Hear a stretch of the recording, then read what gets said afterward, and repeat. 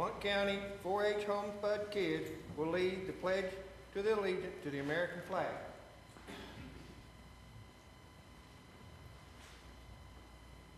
Color guard, attention. Color guard, advance.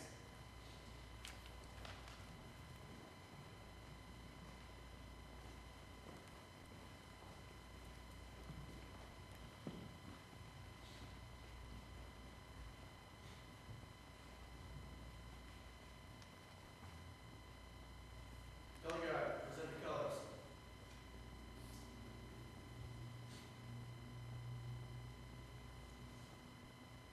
Pledge allegiance to the flag of the United States of America and to the republic for which it stands, one nation, under God, indivisible, with liberty and justice for all. Color guard, right face. Color guard, march.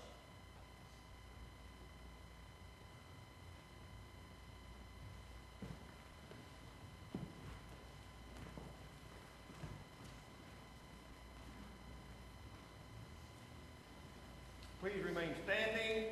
Hear ye, hear ye, hear ye. Blount County Legislative Body is now in session with the Honorable Jerome Moon, Chairman, presiding. All persons having business with this Honorable Commission, draw near, give attention, and you shall be heard. God save the United States of America, the great state of Tennessee, and this Honorable Commission. You may be seated, please, and come to order.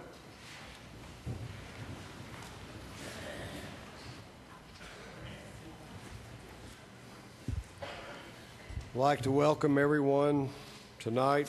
We have some guests from Alcoa High School students. Also, Boy Scout Troop 442 is with us this evening to the September 19th, 2013 Blount County Board of Commissioners meeting. Please give your attention to the emergency evacuation procedures. Before we get started, let me read the emergency evacuation procedures. In the event of an emergency evacuation, an alarm will sound. Everyone should exit the building by way of the nearest stairwell in a safe and effective manner. If the nearest stairwell is blocked by smoke, use the other stairwell. Do not use the elevator. Once you have reached the main floor, follow the exit signs to exit the building and quickly proceed away from the building. Please be mindful of others evacuating and of emergency vehicles. This time, the commission will come to order. Please register your presence by voting yes.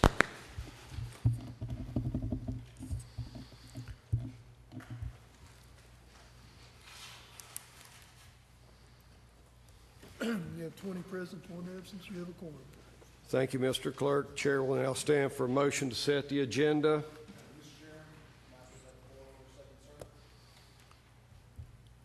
Commissioner Burkhalter, you're recognized. Mr. Chairman, before we set the agenda, I would like to have a motion to suspend the rules, specifically to suspend Rule 6.2. Pursuant to Rule 10 of our local rules, we can suspend a section of one specific rule. I'd like to suspend Rule 6.2 for tonight because there's information on the packet that is part of the agenda that was not in our packet prior to 5 days before.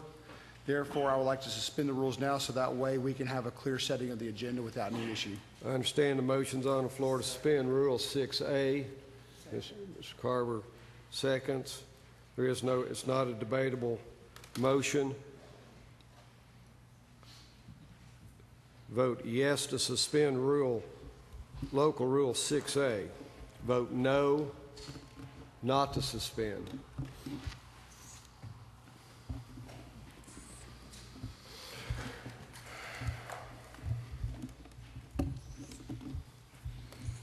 You have 20 yeses. 20 yes, 0 no. Rule 6A is suspended. 14 is required. At this time, the chair will stand for a motion to set the agenda. I move to set the agenda, Mr. Chairman, as published. Mr. Burkhalter moves. Ms. Lambert seconds. Discussion. Are the members ready for the question? Vote yes to set the agenda. Vote no, not to set.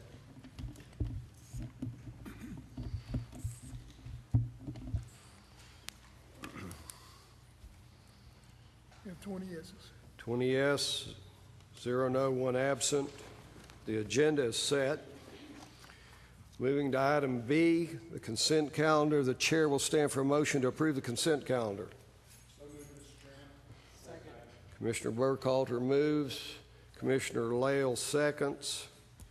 Mr. Folks, you're recognized, sir. Thank you, Mr. Chairman.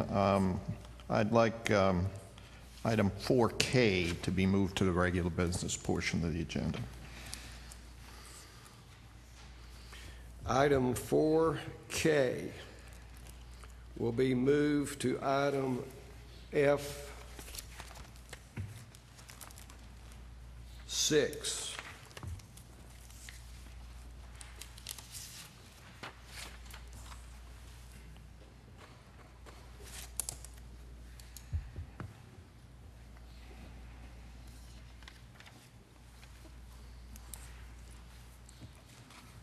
Are the members ready for the question? The pending motion is to approve the consent calendar with moving item 4K to new business under item F6. Mr. Folks, you seek the floor? No. Vote yes to approve the consent calendar. Vote no not to approve.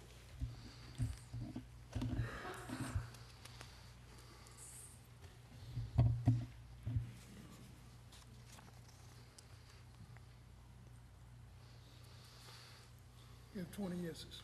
20 yes, 0 no, 1 absent. The consent calendar is approved. This time we'll move to item C on the agenda, public input on items on the agenda. Ms. King, if you'll come forward, please. Will the clerk only start the clock after the speakers introduce themselves, state the district in which they reside, and the item on the agenda which they'll be providing comment? I'm Linda King with Citizens for Blount County's Future, live in District 4. I'll be talking about the PFM presentation. I know that I'm not a financial expert, but I'd bet that only 2 or 3 people on this commission understood the PFM presentation. Therefore, it surprises me that you would watch a slideshow and expect to vote on the handling of our huge debt 1 hour later. Why do we always handle our budgetary matters in this manner? Hurry up and rush a vote. All I can say is, we had a financial director previously that put us into a pathetic situation. Instead of looking out for taxpayers, he worked with a Wall Street shyster who put this county into way more debt than a county our size should ever have. That fact previously stated by PFM. What those 2 individuals did to our county, in my opinion, is criminal. Can anyone tell us just how much we've paid in fees and refinancing to advisors, lawyers, and banks? It's time to start doing what's right by the taxpayers, not what previous commissions have done. And some of you were sitting on those commissions. We shouldn't need to pay advisors over and over and over again. Is a property tax increase necessary to pay this debt? No. I'd say, as always, that our budgets need to be cut and monies focused on paying off our debt. Thank you.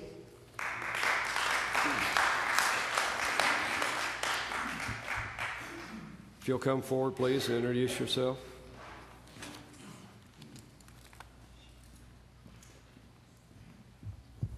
Good evening. My name is Deanne Martini, a resident of Blount County in District 4. I would like to address item F2 on the resolution. Unfortunately, I cannot express all the grievances I have on this in 3 minutes. I am disappointed in the last-minute time factor for public consideration and discussion on this very serious issue.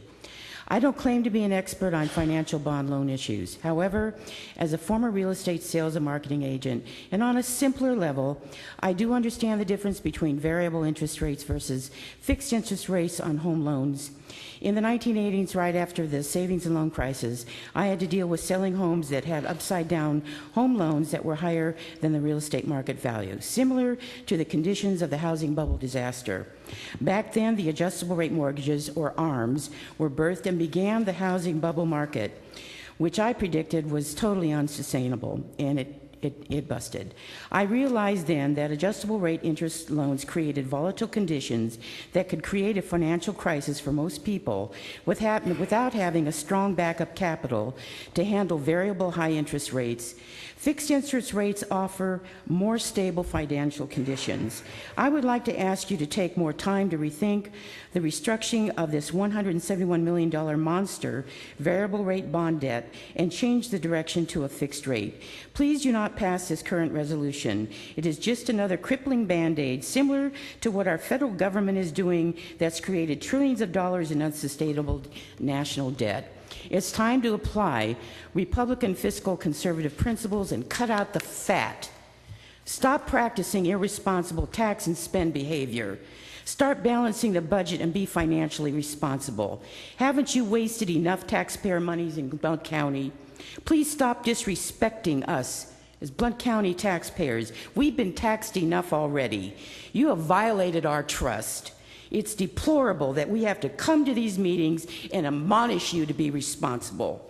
The first American Revolution started with a tax revolt. As the saying goes, it's time for this board to learn from mistakes made in history, or else you are doomed to repeat these mistakes, which apparently you are already doing. There's a Proverbs 22:7 that states, "Poor people are slaves of the rich. Borrow money and you are the lender's slave." Thank you.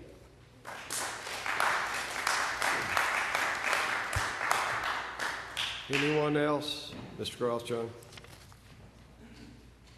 Thank you, Mr. Chairman. Harry Grothjohn, District 9. A compliment to you, sir, on having the resumes in the packet tonight for those of us who appreciate that important information. And a compliment to the co-sponsor of the bill under question 1309-009 from the 3rd District. I appreciate his response to my call and conversation with him on Monday evening, pointing out paragraph 8 that dealt with the removal of the call option by the mayor, who would exercise the non-callable status of the resolution which was presented to us and approved by the Budget Committee. So I thank the Commissioner from the 3rd District and his diligence in bringing that to the mayor's attention. However, the other point I brought out to his attention was with regards to page 116 in your packet, and that is subparagraph C under section 4, which deals with the second trap that Commissioner Fultz clearly identified for our radio audience on Monday evening, and that is the trap of the wealthy attack and the divide and conquer strategy being exercised by the current administration. I'm talking about the removal of the tax-exempt status of the interest-bearing bonds. Which leads me to the opposition to the resolution before you, because even the budget director admits that if this resolution passes, it would need to be redone, or it would be called or refinanced within 4 years, just as the similar cycle we've experienced, 4 refinancing exercises in the last 12 years at a cost of $500,000 a cycle? Mr. Chairman, it's about time we learn the lesson. That's why we as individuals buy homes with fixed rates. It doesn't cost as much in the long run. When are we going to learn that lesson, Mr. Chairman? Are we going to gamble with the taxpayers' money again for another 4-year cycle and see if we can maybe get it up to the maximum tax rate or the maximum interest rate allowed by law, which is what the resolution you have before you tonight does? Allows the taxpayers to pay a maximum tax rate by law. Certainly the budget director says, oh, it's not going to go any more than 10 cents more on the property tax rate. I don't see that in the resolution. I beg to differ with the pre-FM presenters to show us where in the resolution that 10 cents on the tax rate is in the resolution before you tonight. I don't find it. What I find is that the interest rate we taxpayers will pay and Blount County will pay is 12%. Thank you, Mr. Chairman.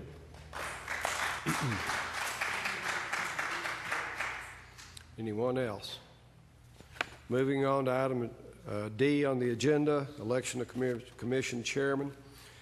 The floor is now open for nominations. Mr. Farmer, you're recognized. Mr. Chairman, I'd like to nominate Mr. Moon as chairman. I'll second that. Mr.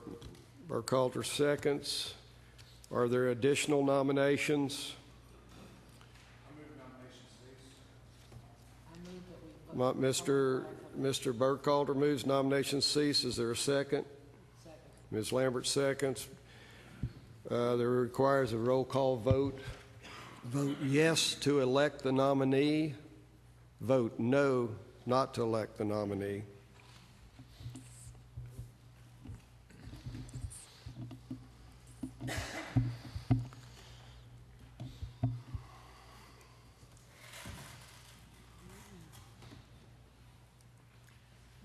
You have 18 yeses, 1 no, and 1 abstain. 18 yes, 1 no, 1 abstained. Chair's elected. Item D2, election of Commission Chairman Pro Tem. Nominations are open. Mr. Helton, you're recognized, sir. Mr. Chairman, I nominate Gary Farmer. Is there a second? Mr. Lael seconds. Are there other nominations? Mr. Green? Nomination cease. Commissioner Green moves nomination cease. Is there a second? Second. Ms. Lambert seconds. All in favor of nomination cease, say aye. Aye. Opposed, no. The question is to elect Commission Pro Chair. The nominee is Commissioner Farmer. Vote yes to elect. Vote no not to elect.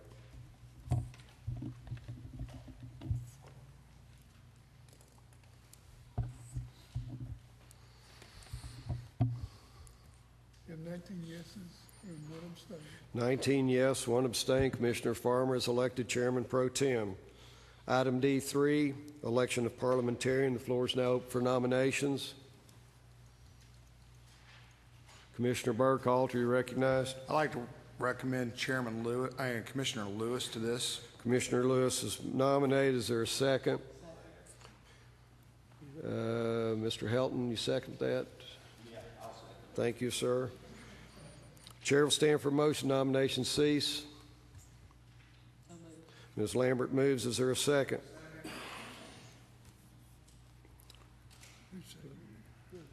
Burkhalter seconds. All in favor of closing nominations say aye. Opposed say aye. Those opposed say no. Vote yes to elect parliamentarian. The nominee is Lewis. Vote yes to elect. Vote no not to elect.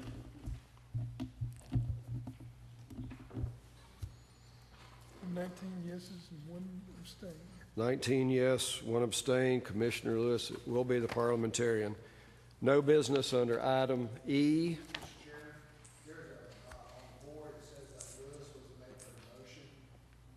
That's incorrect. I'll take care of it.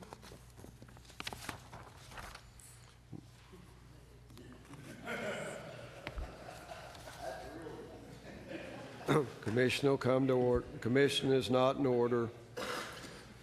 Next item of business is F1A. Chair will stand for motion on item F1A, Resolution 1309002 to amend the General County Fund budget by $28,925. Mr. Chairman, is it possible to A, B, C, D, and E? We have a motion made by Commissioner Samples to adopt resolutions 1309002, 1309003, 1309004, 1309005, and 1309008. Is that correct? Is there a second? Second.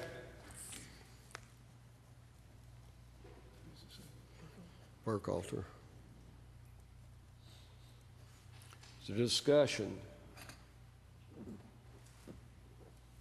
The pending motion is to adopt resolutions 02, 03, 04, 05, 08.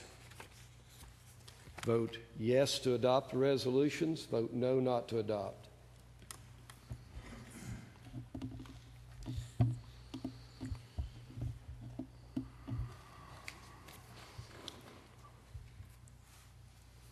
And 19 yeses, 1 abstain.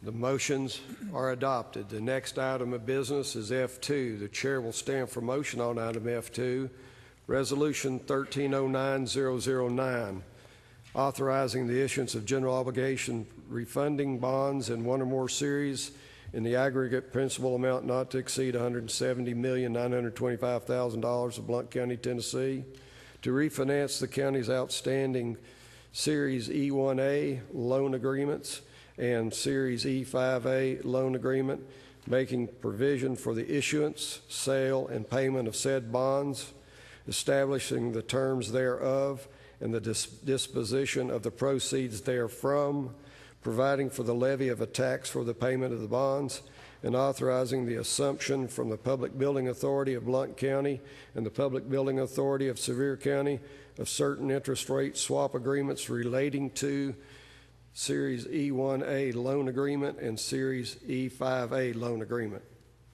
Is there a motion? Ms. Lambert moves. Mr. Carver seconds. The motion is to adopt Resolution 1309009. Mr. Lewis, you're recognized. Mr. Chairman, I'd like to amend the motion to take the existing resolution and replace it with the agenda item under F5 to be the new bond resolution amendment that's listed under that, as well as the bond resolution red line copy, U.S. Bank term sheet, the J.P. Morgan term sheet, and the letter from the Comptroller's Office on the issuance of general obligation refunding bonds. Those documents will reflect the changes that Mr. Vineyard talked about earlier, and more specifically describes the resolution as opposed to the one that's on there now. We have a motion to amend. Is there a second? Second. Mr. Burkhalter seconds. At this time, if Mr. Vineyard would, all motions are to be reduced to writing by our rule, and he has prepared a document for each of the 21, so it would be easier to follow the changes. We go page by page or however the body would prefer. Mr. Folks, I'll get to you in just a second as soon as we...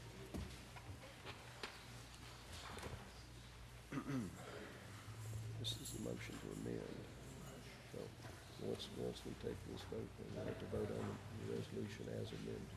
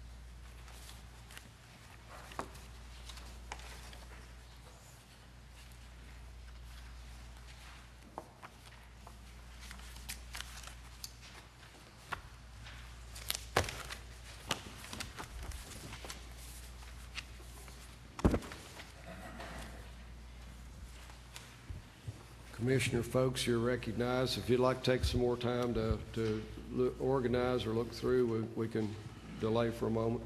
Mr. Chairman, that resolution basically endorses the recommended proposal. shouldn't we have some discussion about the alternatives? We were given some alternatives, fixed rate alternatives. Shouldn't we have some discussion about that before we get into a discussion of the specifics of the resolution? The motion on the floor is to amend the resolution 1309-009. If you can ask questions and speak to comparatives, that's within the scope of discussion. Can I ask a few questions on the presentation then, so that, you know, I didn't instantly understand everything that was in that presentation. If you'll state your question. Okay, I'll try. I've made a lot of notes on the fly here, and I haven't had much time to think about the questions, but on one of the slides, we talk about the swaps. The interest rate on the swaps being 5-year CMS. I'd like to know what's the significance of the 5 years. I understand how a swap works, and I understand the percentage, but what's the significance of 5 years in a swap? The swaps have a stated term. How does this 5 years come into the picture? Mr. Vineyard, if you would answer that, and if that's not suitable, then we'll expand. The 5-year CMS is 5-year constant maturity swap. And that is one of the indices that our swaps is based on. Other swaps are based on LIBOR. And I can direct that to Lauren and let her address that question further if you'd like. Mr. Folks. Well, I'm trying to get a full answer here. Okay, ask and... Okay. The swaps themselves are pegged to a LIBOR, a 5-year LIBOR. So that's what confuses me. Where does this 5-year CMS come into play? Mr. Vineyard, if you'd like to, or Lauren, Ms. Lowe, if you'll come to the microphone. Just go to the podium.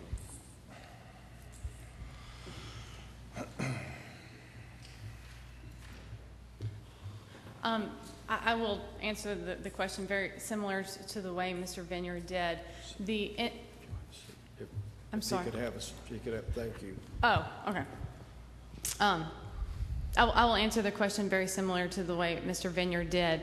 The index associated with the portion of the swap in which the county receives a payment from your swap counterparty is based on the 5-year constant maturity swap, which is an index associated with 5-year LIBOR. Well, the swaps themselves read 5-year LIBOR. And are you telling me the CMS is the same as the 5-year LIBOR? It is in the swap market, yes. Okay, that's the answer I was looking for. Thank you. I've got a couple of more. All right, ask the question, sir. Okay. The swap cancellation charges that were shown on the slides, I assume that's only the county portion of those swap cancellations. Is that correct? Yes. Okay.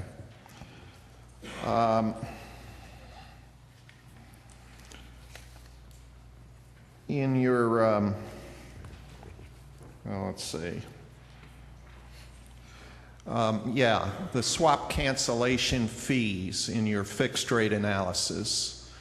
Over what period did you amortize those cancellation fees in your fixed rate analysis? We amortize the taxable piece. To amortize with level debt service over the term of the swap. So if the swap final maturity date was 2030, and it was a $6 million termination, then we funded $6 million in taxable debt amortized through 2030. Okay. Okay, thank you. Mr. Commissioner Burkhalter, you're recognized. I'll come back if you have other questions. Mr. Chairman, I just have a question I'd like to ask the mayor. Ask a question. The question is, as we've heard, and Commissioner Fultz alluded to this earlier, we've been given several presentations tonight, some with fixed rates, some with what the recommendations are. I'd like to hear from the mayor as to what he thinks the best course of action is for the county to pursue. Is it to pursue the amendment? Is it to pursue a fixed rate policy with an 8-cent property tax increase? So that way we're not here debating it all night. I'd like to hear what the mayor thinks is the best recommendation as the chief fiscal officer of the county. My recommendation is the resolution. To go to a fixed rate, we're looking at 8 cents, and it could actually be even more, and that's an 8-cent tax increase. And I just don't think that that's even in the game right now. I just don't think that that's something that we want to put on the property owners of this county. Thank you, Mr. Mayor.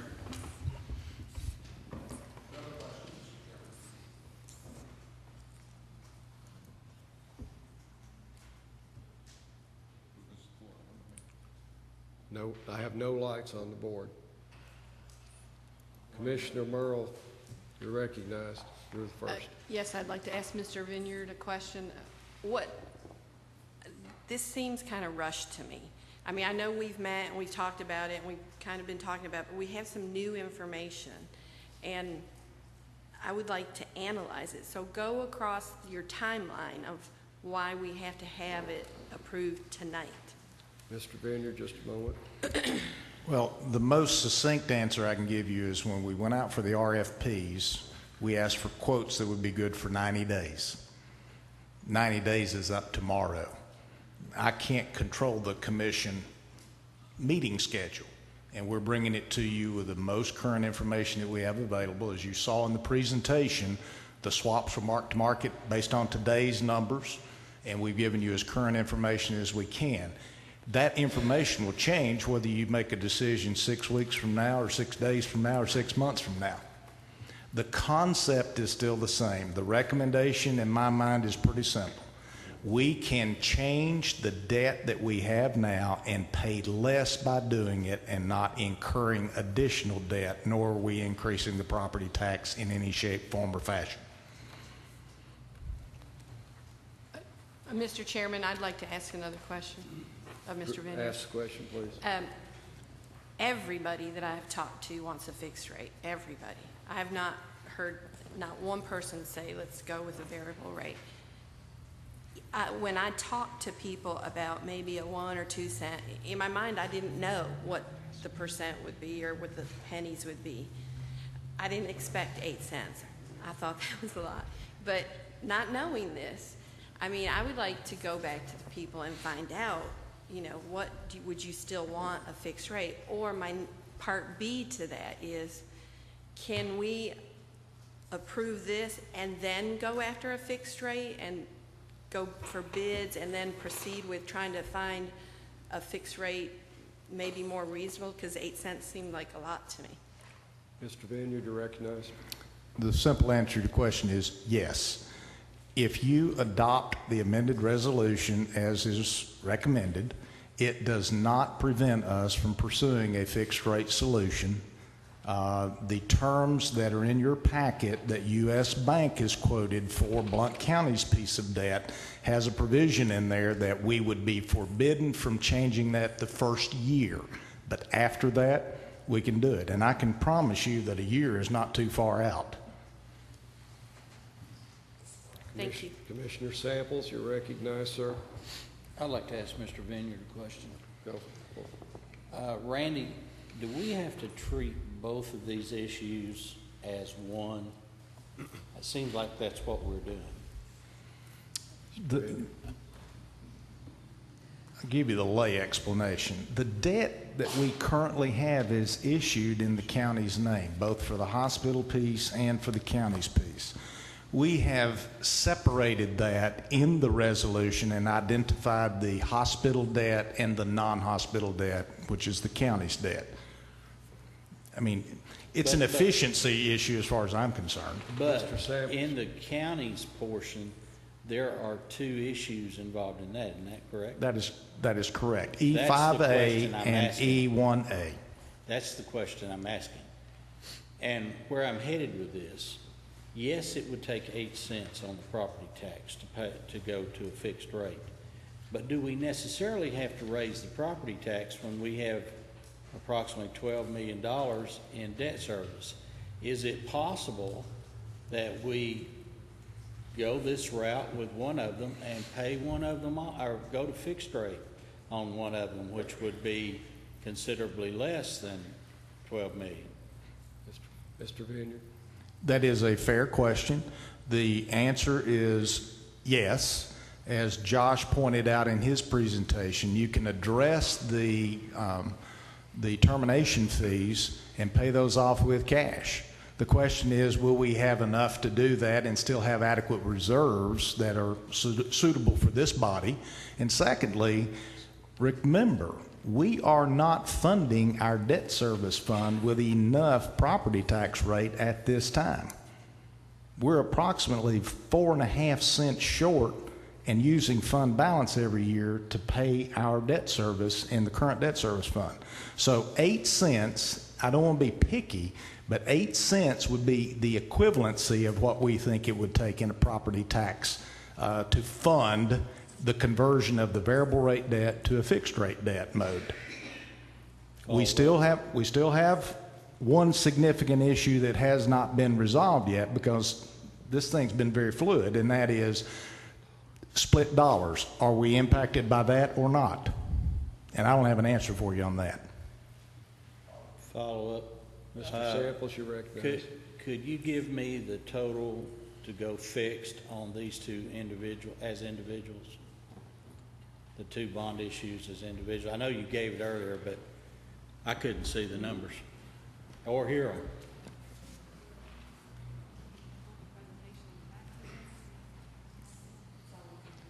Yeah, it's okay. Tell me where it's at on here. These pages are not. Please, one person at a time. Okay.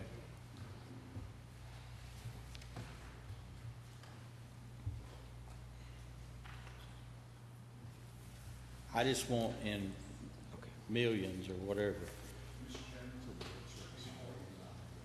Page 485. 485. 485. That's page 5 of the presentation.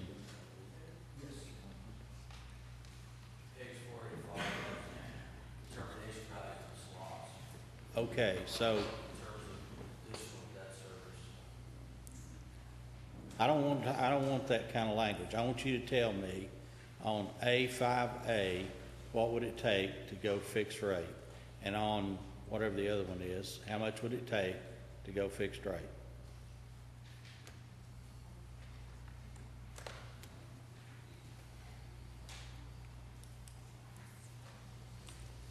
On E5A, you're looking at a debt service increase in an approximation of about $800,000 to $1.1 million a year.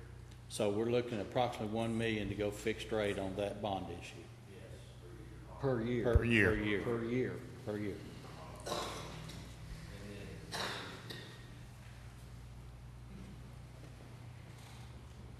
And then the E1As, it's between $700,000 to $1.2 million, about $1 million each. So we're looking at $2 million a year to go fixed rate. Okay, that answers my question. I'm done. Thank you, sir. Commissioner Hasty, you're recognized. I think I was on the same track as Mr. Samples. If I can ask the question again, if I'm repeating, can I have Mr. Vineyard? We can separate, we've got two pieces in here, and we can separate one of them out and have fixed on one and variable on the other one, can we not? This resolution will not allow us to pursue fixed rate. That is a separate request for financing that we have to make of the state, and it's also a separate resolution that would have to address fixed rate. Commissioner Carver, you're recognized, sir. I call for the previous question, please. called for previous question. Is there a second? Ms. Lambert seconds.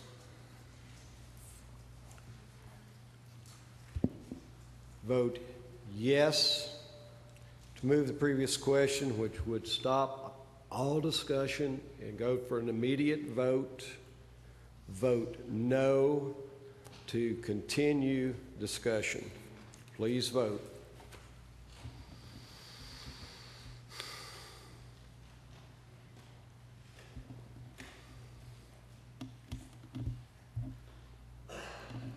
You have 14 yeses and 6 noes. 14 yes, 6 noes. The previous question has been moved. It requires 14 votes. The pending motion is to adopt Resolution 13-09009 as amended.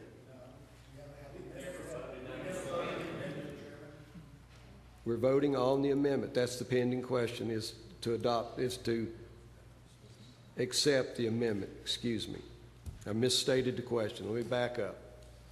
The pending motion is to approve the amendment to Resolution 13-09009.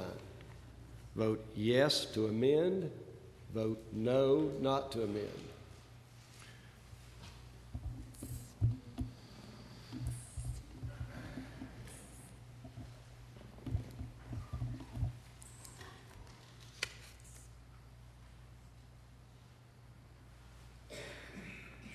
Commissioner Hasty?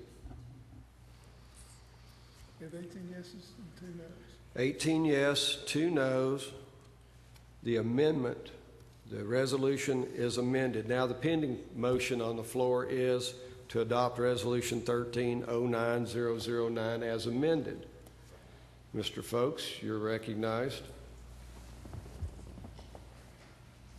This is absurd. We're talking about $170 million of the taxpayers' money. Mr. Folks. This is please. absurd. With all respect, Mr. Chairman, That's better. this is an absurd way to conduct business. To cut off debate on $170 million of the taxpayers' money is simply absurd. The debate, sir, has not been cut off. The debate on the amendment has been brought to the floor and voted. You have the floor. Thank you, Mr. Chairman. Mr. Commissioner Burkhalter, you're recognized. Well, wait a minute. Am I recognized or not? Do I have the floor or not? You said thank you, Mr. Chairman. I thought you concluded your remarks. No, I did not. Please continue. With my apology.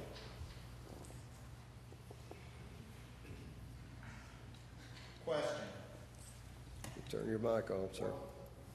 Question. What are the offering-related fees associated with this proposal, and who receives them? In other words, I asked you, Mr. Vineyard, last week for a pro forma CTO 253, which specifies where all the fee money goes. That's not in our package. Mr. Vineyard, you're recognized. Yes, sir, it is. Where? In the packet I just handed out to you, and it put in on the website earlier this morning, and the form you requested is there. It is on Exhibit B, as in boy. On the 3rd page at the bottom, the fees are clearly disclosed. $220,000 worth of fees on one issue, $220,000 in fees on the other issue, $85,000 in flat fee to PFM, $85,000 flat fee to Bond Counsel Bass Berry Sims, and then $50,000 in estimated costs associated with the other parties' reimbursables. Okay. That's not a CTO 253, but the information is there. I thank you for that.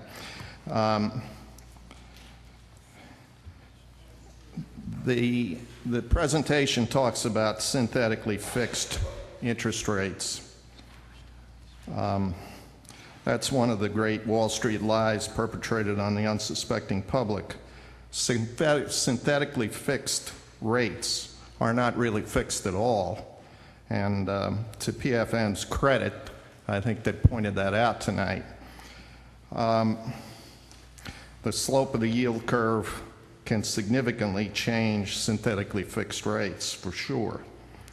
In fact, we had an example of that. Our A1A issue had an interest rate of 4.27 that was synthetically fixed. And we found over time that it went to 6.59. So nobody should ever be misled that a synthetically fixed interest rate is anything like a fixed rate. Another problem with these variable rate deals is all the moving parts. We learned in 07 and 08 that if any of these parts break, the deal blows up and taxpayers have to pay lots of fees to people like some of the people who are here.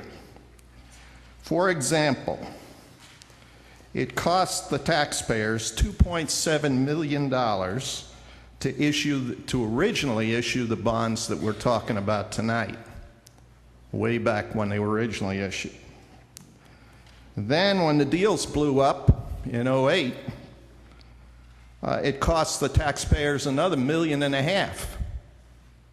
to reissue those bonds. Now, that's a total of $4.2 million in fees to issue those bonds. Tonight, we're talking about roughly another $500,000. So now we're up to $4.7 million of taxpayers' money to issue these bonds. And if we add the fees that are buried in the swaps, which are easily $5 million, and I'm being very conservative, we've got enough to build a school around here. Now, what's the point of all this? The point of all this is that these variable rate deals keep generating fees for Wall Street bankers and lawyers. If we had gone fixed rate at the beginning, we would have been far better off when you crank in all of these fees that we've had to pay. And that's why I'm in favor of taking a closer look at some of the fixed rate alternatives.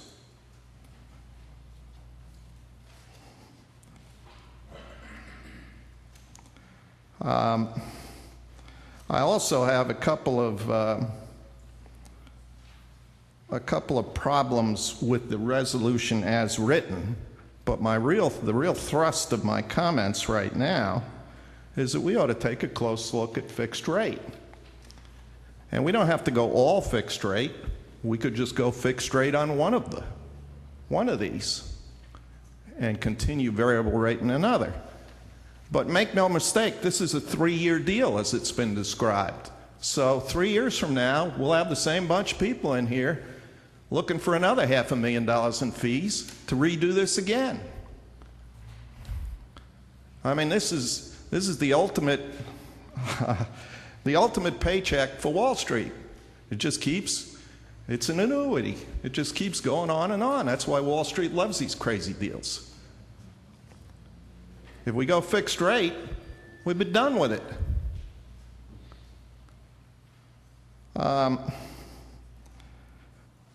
Now, since I only get one shot at the apple here, let me talk about a few things that are in this resolution that don't look very good to me. Section 8B of the resolution authorizes non-callable bonds, the issuance of non-callable bonds. Well, there's no way we should be locking ourselves into non-callable bonds, regardless of what we do tonight. That language in Section 8B that specifies authorizing the mayor to issue non-callable bonds should be stricken from this resolution.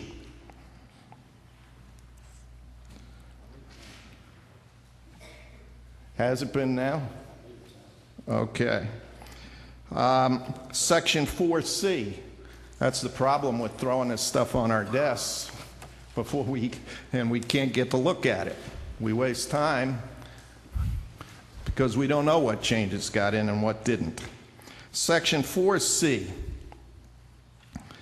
requires our taxpayers to assume the risk of changes to the tax laws that Congress might make when it says, and I quote, "The interest rate with respect to the non-hospital bonds may be subject to increase," that's our interest rate, "may be subject to increase in certain situations, such as," and then a little later on in the paragraph, "a determination that the non-hospital bonds are not exempt from federal income tax, or as a result of certain changes to the tax law affecting the rate of return on non-hospital bonds." Well, what that says is if Congress decides they're going to change the deductibility of the interest on these bonds, our interest rate is subject to increase. Well, I reviewed about 30 recent municipal bond issues, the official statements on those last weekend, and I couldn't find a single bond that had that provision in it. And none of our prior resolutions have had a provision like that. That provision has to go. We can't have our taxpayers assuming the risk of some change Congress might make to the law. And no other municipality is assuming that risk. Why are we? And why is that in this resolution?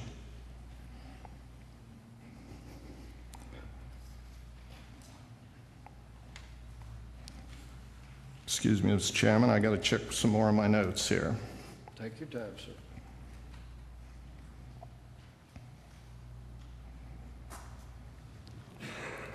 Again, a simple fixed rate deal would have avoided the $4.2 million in fees and the $500,000 that's coming up now, and the $500,000 will come up 3 years from now.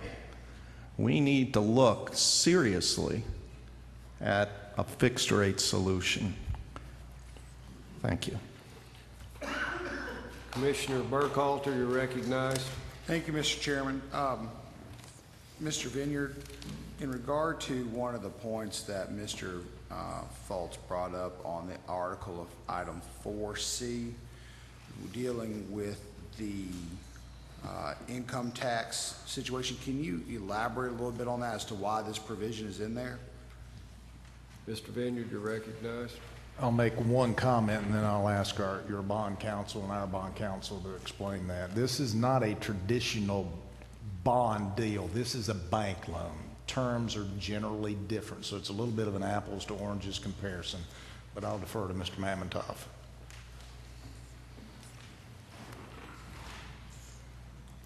Mr. Mamontoff, if you'll identify yourself and your position.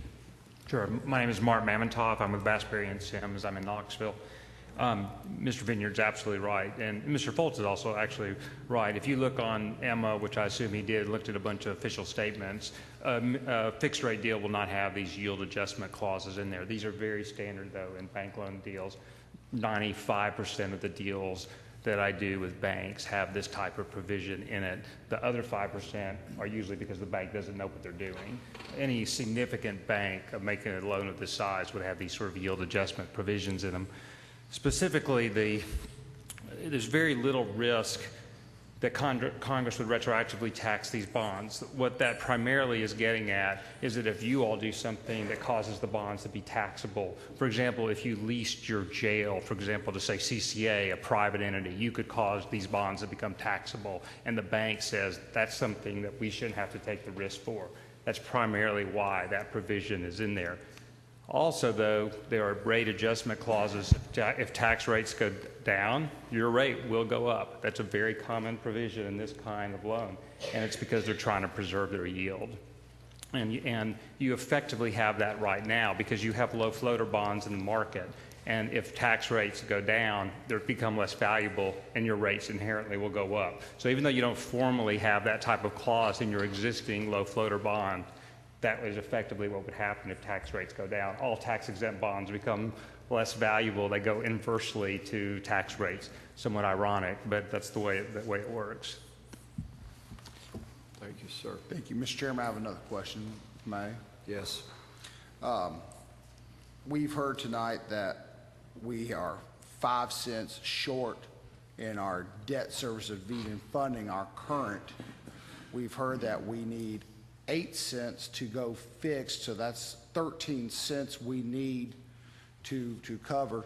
I'd like to hear from either the mayor or Mr. Vineyard if the projections from revenue increases are going to cover that shortfall to even get us to a 5 cents to cover what we're short, and then at least 3 cents to cover just taking one of them fixed without a property tax increase. Mr. Vineyard, you're recognized. The purpose, and one of the purposes of the recommendation is to reduce the amount of outlays or expenses in our debt service fund.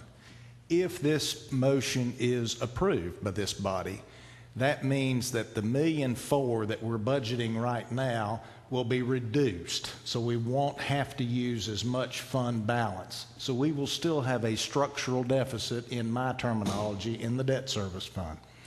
My concern, and I have no problem with talking about dividing the issues as long as you understand the proposals that we ask for assumed we have both series of bonds. So we're changing the deal, and we need to go back out if we're talking seriously about dividing this issue. We will not get, in my opinion, the economies of scale and the aggressive pricing that's offered in this transaction. But yes, I didn't hear an answer as to economic growth, if we're having any indicators of economic growth. But as he answers that question, as a follow-up question is, what was stated earlier is there is nothing that would, I just want clarification, there is nothing that would prevent us from this time next year, if our financial condition improves, that we can take this, what we're dealing with tonight, and move it to the fixed market. I know that U.S. Bank has a 1-year term in there, but if we have a better economic outlook when we get to the end of this budget year, we can go to the fixed market rate next year if need be. I just want to get clarification that we're not locking ourselves into 3 years of this variable. Mr. Vineyard. I'll answer the last part first. We are not locking ourselves in beyond the 1 year. Secondly, as to indicators, and please do not read more into this than what it is. As of the most recent month of sales tax collections, they're up approximately 6%. 1 month the trend does not make. And if you look at the property tax base, we've seen about a 1% growth in that.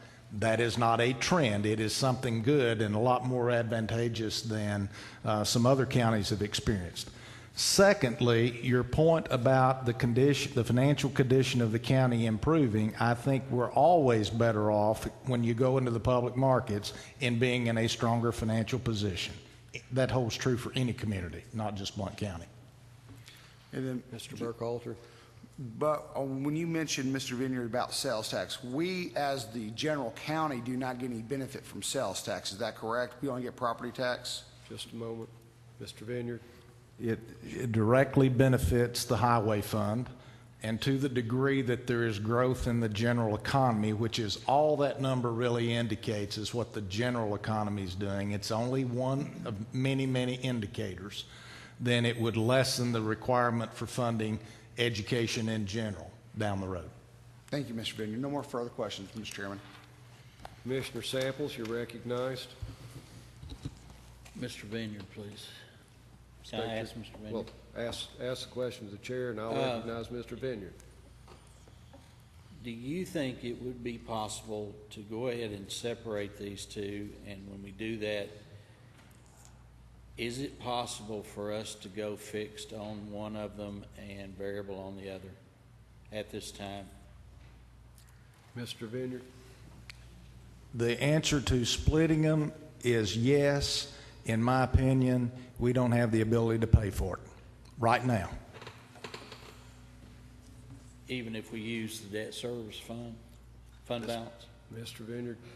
In my judgment. Thank you. Commissioner Merle, you're recognized. If we split it, I know right now we're looking at 8 cents for the whole package, but if we split it, what would be the tax increase if we split it? Because it's not an equal split. Mr. Vineyard?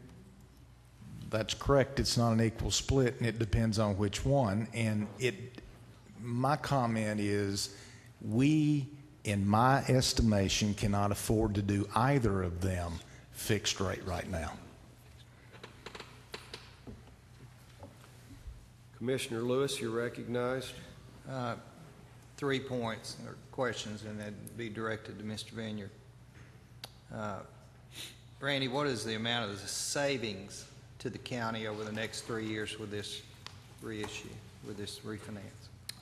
Mr. Vineyard? It's 1.3.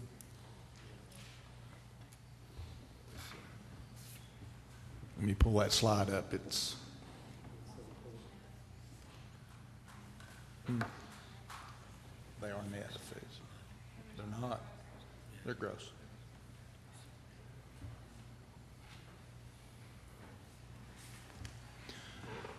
The 3-year scenario, which is, if you're in the presentation, it's page 487. The 3-year savings is $1.34 million, and that is gross of fees, so we'd have to take our pro-rata share of the fees off of that. So take the 220,000? Estimated at 220, yes. Still puts us at $1.1 million net savings over the next 3 years. That's correct. Thank you. Number 2, any fixed rate scenario, whether you take it out in either of those clumps, is going to require a property tax increase to fund on the fixed rate portion. Is that correct? In my judgment, yes. Thank you. And the only other point to make is that we should all keep in mind that the debt service fund is inadequately funded at this point. So to put any more stress on that fund without any revenue generation makes just no sense. Thank you. Commissioner Lambert, you're recognized. Thank you, Mr. Chairman. This is a question for Mr. Vineyard. Ask the question, please. If we go to the fixed rate, does it have to be split with Maryville and Alcoa? Mr. Vineyard? I cannot and am not in a position to answer that question because I've got a bigger question about the structural deficiency that we have there now as to whether that would need to be split and shared with the other 2 cities. So we have given you the cost of the equivalency of what we think we'd have to have. That does not address the point you bring up, so I cannot give you an affirmative answer on that yet. Commissioner Hasty, you're recognized. I have a question for Mr. Ask the question, Vineyard. please. You said that the savings should be $1.7 million a year by, what was it then? It's 1.345 Okay. over 3 years. Okay. And then you got to take 220,000 off of that for the issuance cost to restructure the transaction. Okay. So it nets 1.12 Okay, the 1.12 million. Where does that money end up? It is money that we will not spend out of the debt service fund. We will be reducing expenses over 3 years by that amount of money. Thank you. Mr. Folks, you're recognized. Thank you, Mr. Chairman. The answer that I got on the transferring the risk from the bank to the taxpayers for changes in the tax law is a good argument against doing this variable rate deal. Think about it. We're now vulnerable to anything Congress might do. We're going to be paying the bank a higher rate. And that's not factored into any of these analyses comparing fixed to variable rate, nor are all the fees that we paid. That 4.2, soon to be $4.7 million in fees isn't factored into that comparison. I would argue when you start factoring all that in, the cost of going fixed is a lot less. And the risk involved in fixed is near zero. The risk in pursuing this alternative is quite high to the taxpayers. Now, as long as I got the floor, I'd like to propose an amendment to Section 4C of the proposed resolution to strike this wording,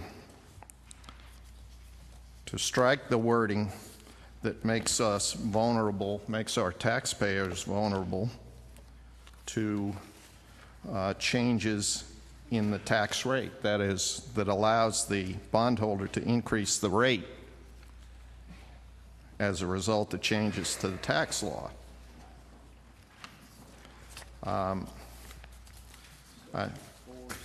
It's 4C, and it's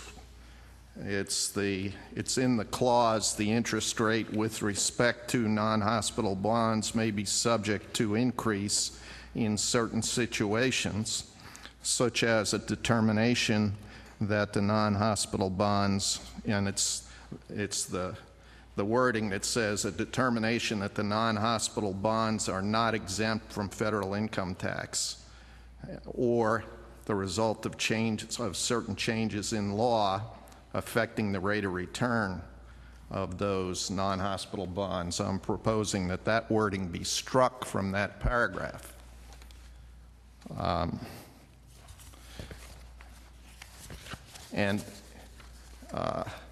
If we can't have that struck, maybe we ought to just leave it alone. Leave what we got alone. We have a motion to amend on the floor. Is there a second? One moment, need a second. We have a motion made on the floor. Is there a second? I need to ask a question about the motion. Can you repeat the motion? Mr. Foltz? If we go to Section 4C, there is wording in there toward the end of that paragraph, and the wording is, it starts out, the interest rate with respect to non-hospital bonds may be subject to increase in certain situations, such as, and then it starts listing situations, and at the end of that list, you'll find wording that says, such as a determination that the non-hospital bonds are not exempt from federal income tax, or as a result of certain changes in law affecting the rate of return on the non-hospital bonds. Motion made and seconded to strike from Section 4, set C, beginning with the words "the interest rate" and ending with "permitted by law."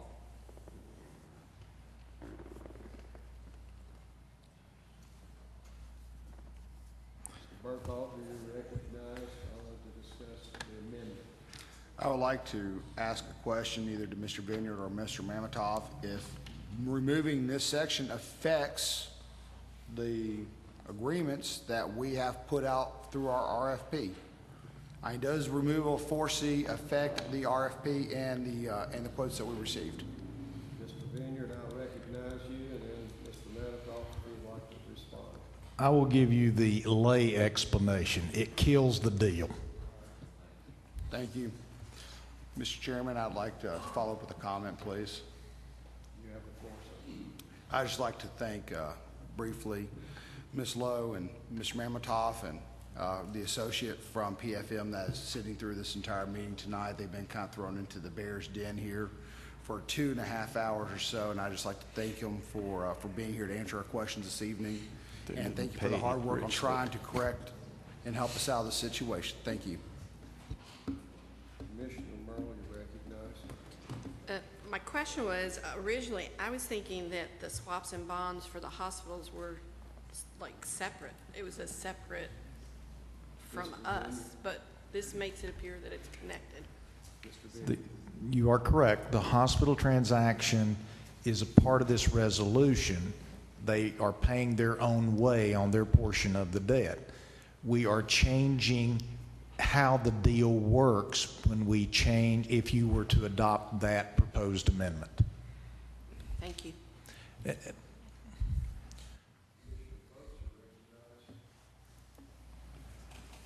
Thank you. Yeah, we're changing the deal.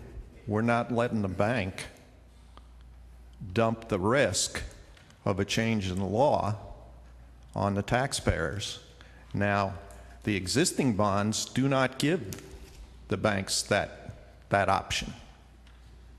And so we ought to think about whether we're really making things better by replacing the bonds we got right now. We're assuming a new significant risk. There's all kinds of proposals rattling around Congress to change the deductibility of this kind of interest. And I don't think our taxpayers ought to be assuming that risk. And it's a new risk. It's not one that's in the existing deals. We could blow $1 million real quick on a change of an interest rate if Congress did one of the more conservative things that they're talking about, which is to restrict the maximum deductibility interest, reduce it from 38% to 28%.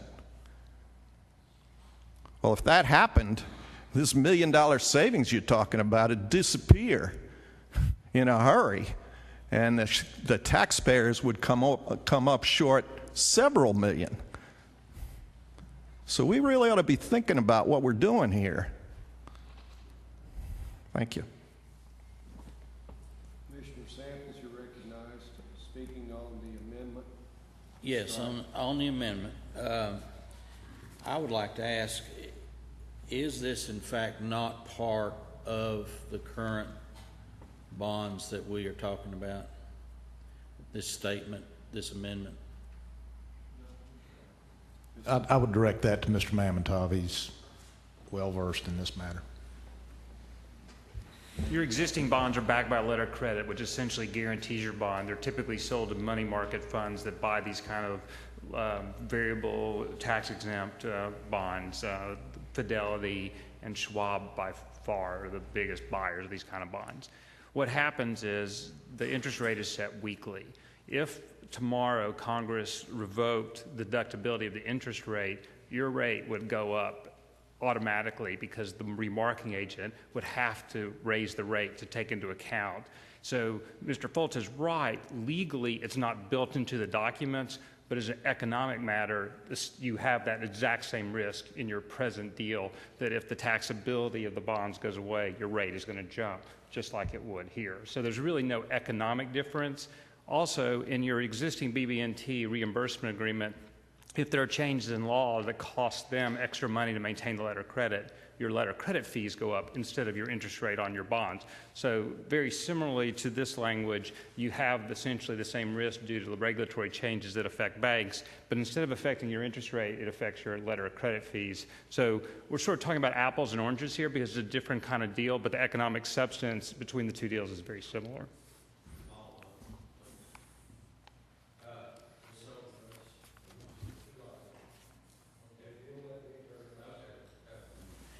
So why is this statement in this proposal?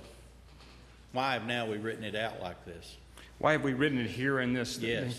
Because in prior transactions, we often will have a big stack of legal documents in front of it. We have found that using term sheets and this type of language is doing exactly what it's doing tonight. It calls to your all's attention, make sure it's, try to highlight some of the more significant factors in these deals instead of having them buried in big fat documents. And they're in the term sheets in the back. If you look back at the U.S. Bank term sheet, it talks about these things, but we felt it was important to highlight them here for you all just so that it was not overlooked as part of your discussions tonight.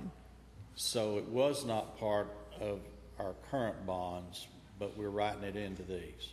No, it is, well, the current bonds, again, are a different type of bond. You have a reimbursement agreement that has very similar provisions as to your letter of credit fees, but you're exactly right in terms of your bonds. It's not an automatic adjustment in the bonds, it's a market adjustment. There's an independent interest rate setter out there that if tax rates change, they will change your rate to reflect the changes in tax rates. So as a legal matter, the similar language is not in your existing bonds. As a practical matter, the same thing would happen. Thank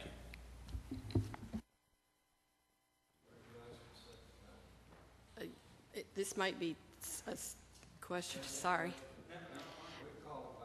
Okay. So, but I think what we're getting at is that this is being put onto the taxpayer instead of back onto the hospital. So it's not. It's going to be back onto the hospital? Okay, that's all. Bonds, the same.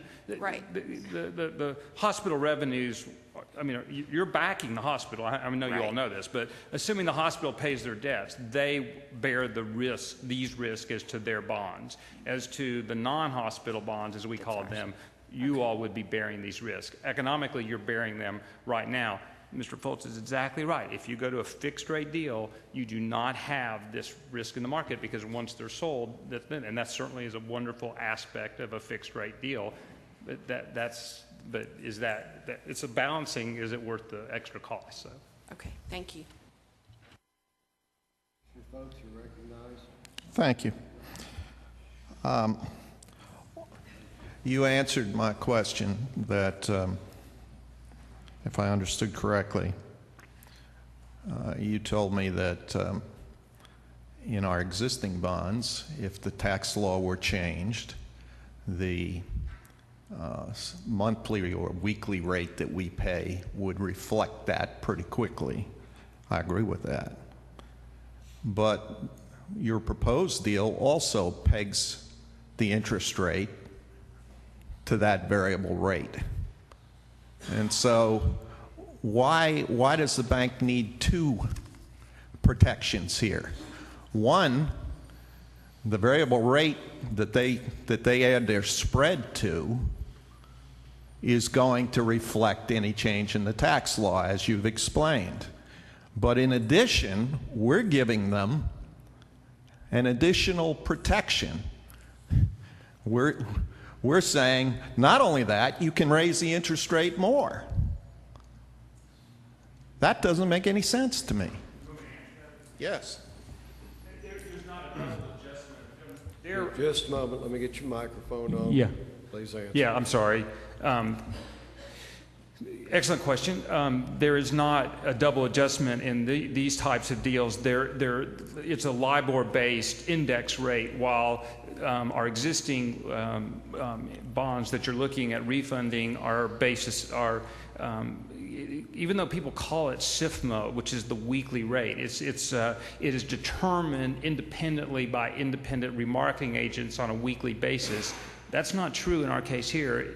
LIBOR has no relationship to the tax-exempt bond market. It's a taxable rate. And so if you have a change in tax rates, LIBOR will not be affected. The spread toward LIBOR would be what they would change due to the tax law change. There's no, I see where you're coming from, but there is no double dip here in the bank's spread. They get one adjustment to the spread essentially due to tax law changes, while the same effect would occur through the remarketing agent resetting your existing bond. So there is not a double dip, as you were asking. There'd just be a single adjustment in the rate due to tax law changes.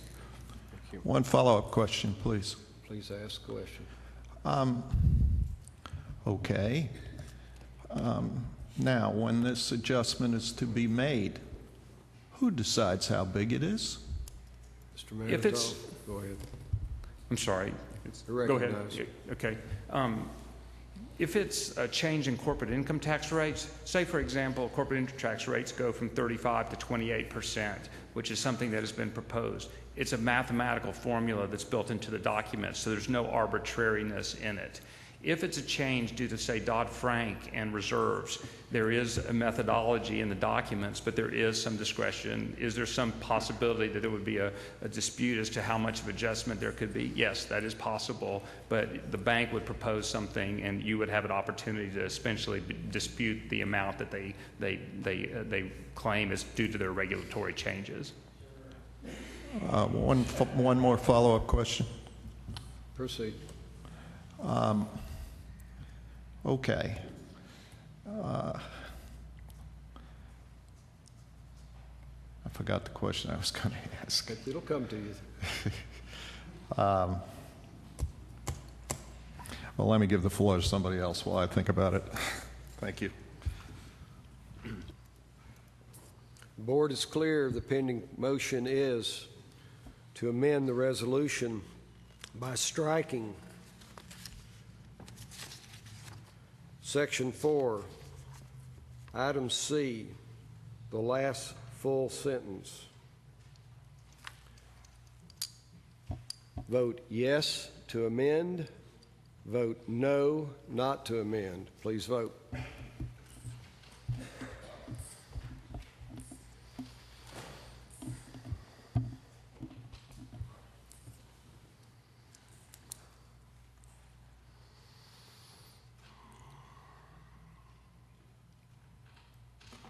Two yeses, 18 noes.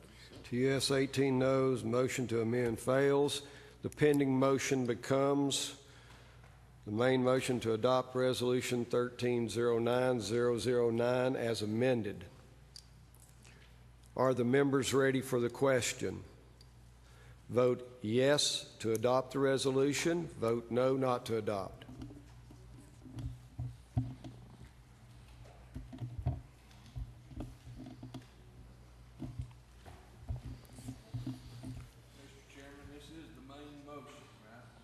Clarification, it's to adopt Resolution 13-09009 as amended by Mr. Lewis. That's the package you have before you. I would like to change my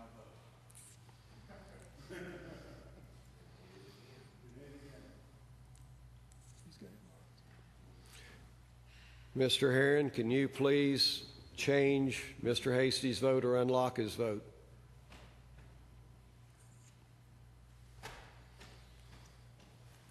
Can you check, John? See if you-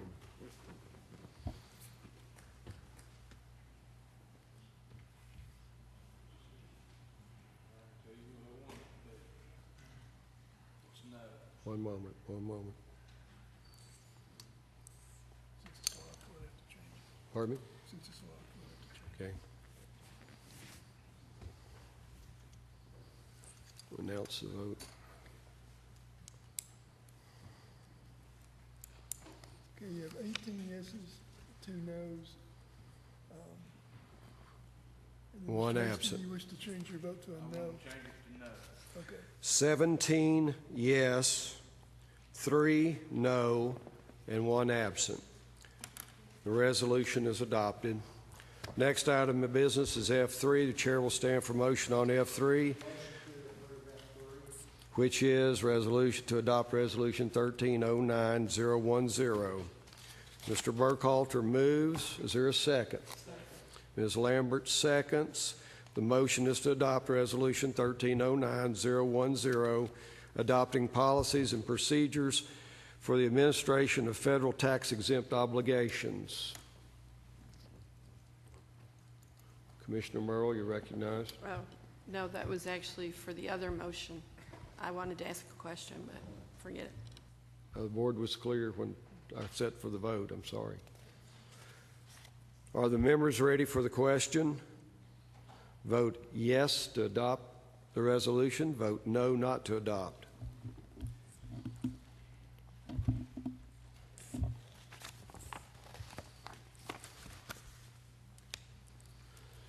You have 20 yeses. 20 yes, 1 absent. The resolution is adopted. Next item of business is F4. Chair will stand for motion on F4, Resolution 13-09006. Mr. Burkhalter moves. The second was by Mr. Hasty. The motion is to adopt Resolution 1309006 to abandon a portion of Montvale Road as a public road. Are the members ready for the question? Vote yes to adopt the resolution. Vote no not to adopt.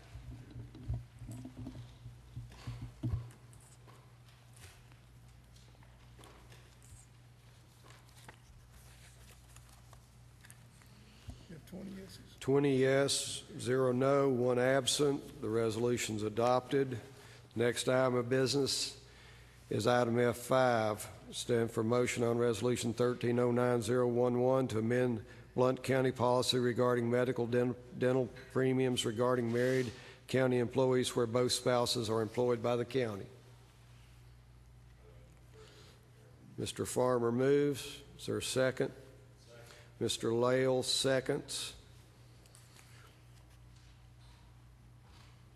Are the members ready for the question? Vote yes to adopt the resolution. Vote no not to adopt.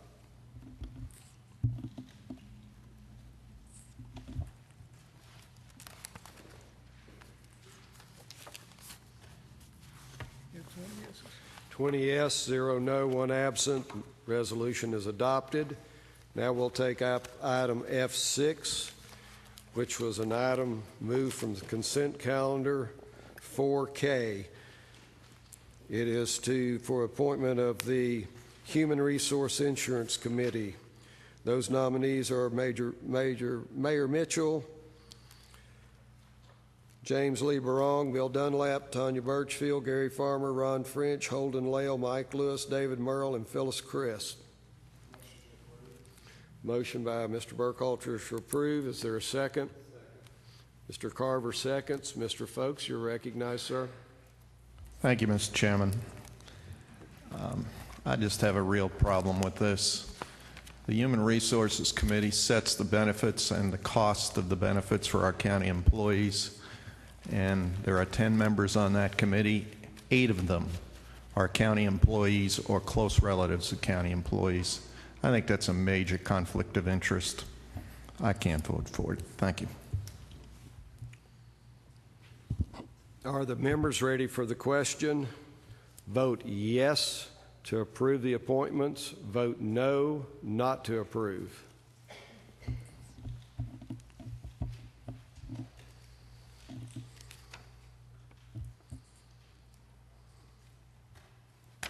You have 17 yeses, 2 noes, and 1 abstain. 17 yes, 2 no, 1 abstain, 1 absent.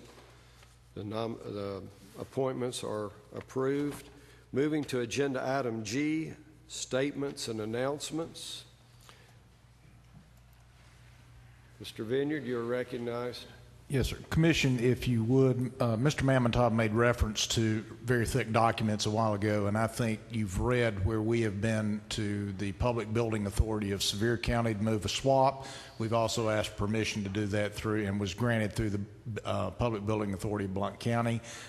I would be remiss if I didn't allow him to disclose something related. There is a lot of documentation yet to be done. So, Mark, if you would. And then I'd have a comment after he gets through, please. Mr. Mamontop, you're recognized. Thank you very much. The somewhat novel part of this transaction is that the swaps are being moved from the Public Building Authority to the county if this transaction closes as expected. The Comptroller's office was very supportive of this, largely because it will, if one thing happens as a result, it will save you ongoing transactional costs in terms of remarketing agent fees, administration fees for being in the 10 loans program. But this is the first time in Tennessee that we've attempted this assignment of swaps from a PBA to thing. There's no legal reason why it shouldn't work, but we could not really have meaningful conversations with Deutsche Bank, your swap counterparty, until this was approved tonight. So those meaningful discussions will now start, and so we believe everything will be successful, but it's just important for you all to realize that this is going to be a little bit of a new thing, and we've gotten some positive feedback, but that's candidly what you all pay us to try to be successfully do, but there's going to be some work here over the next week or two. Yes, I want to thank you for your vote tonight. I understand the interest that you have in fixed rate debt. That's what our policy guideline recommends and suggests that previous commissions have supported. That's my personal preference. I am under no obligation to pad the pocketbooks of any Wall Street banker. And the professionals that are here that are part of your team and my team to do what's in the best interest of Blount Countyans are here at my direction, not at the direction of any bank in Washington or anywhere else. So I want to make sure everybody understands that. I want to also make sure you understand that you're doing things that are prudent to Blount County's best interests and its citizens. We've effectively reduced our borrowing costs. Is it ideal? No. But we can't get to the moon like that. It's a journey, and we're going to have to do it incrementally. The only way you can effectively go to fixed rate debt and eliminate all the risk, and I'm glad we've had the discussion about risk, and I would remind you to look at page 488, I believe it was, in the presentation, because it talks about how we're migrating our risk to a less risky position. Is it ideal? No. And just for the record, you don't have as much risk with fixed rate debt, but in a declining interest rate market, if we were at 100% fixed rate, we'd have people wondering why we wouldn't be going to variable rate debt. It's not ideal, but we're moving in the right direction, and I thank you for your support.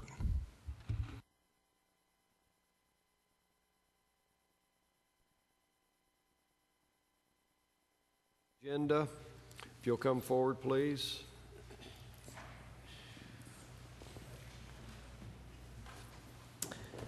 I'm Linda King, and I'll be real quick. I want to thank Commissioner Foltz for all of his questioning tonight, and there were several other of you that did the same thing. However, by watching this commission, you could tell by your faces that some of you are very disgusted by anyone asking questions. We want answers, and you should want them as well. And even the gentleman here from Bass, Berry & Sims said they were very intelligent questions. So you should appreciate the fact that someone wants to understand a resolution. I'm just amazed that you're not. The other thing that I wanted to ask, and that probably answers my question because some of you are not interested in the answers. We got the information tonight that we had these requests out for 90 days, and tomorrow they're up. Then why didn't we have a meeting in August to discuss it? Why did we meet the day before? We had one whole month that it could have been discussed and thought about. But no, we canceled the meeting and waited till one day before so you'd be rushed into a vote. Thank you.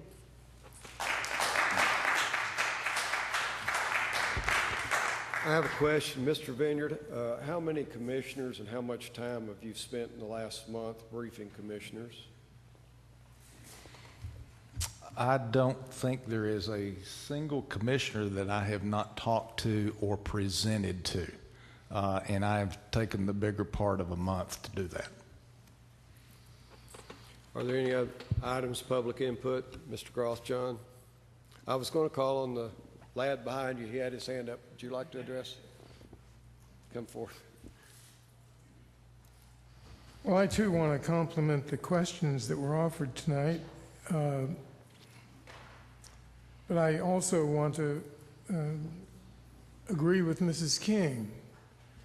I appreciate Mr. Vineyard's effort to try and communicate with all of you and explain the proposed deal to you. But I don't think that any of the other taxpayers were given an opportunity to hear the explanation before the day before the deadline. They are the ones who are paying who are taking the risk.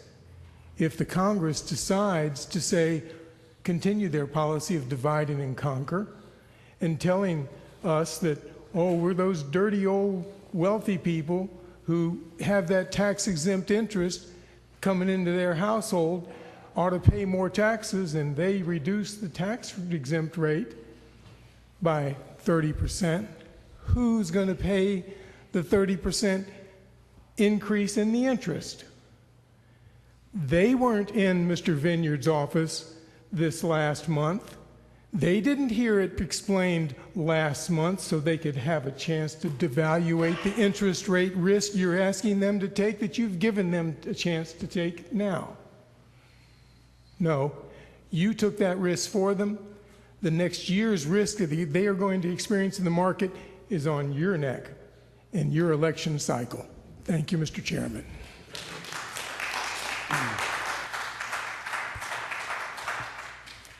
Seeing no hands, we've completed tonight's agenda. The chair will stand for a motion to adjourn.